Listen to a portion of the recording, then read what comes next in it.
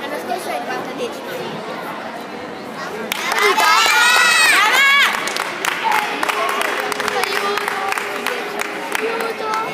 È caduto?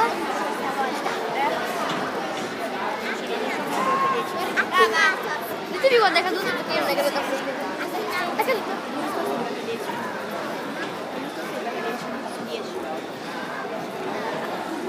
Quanto manca? Vuoi sapere come ha fatto la sua casa?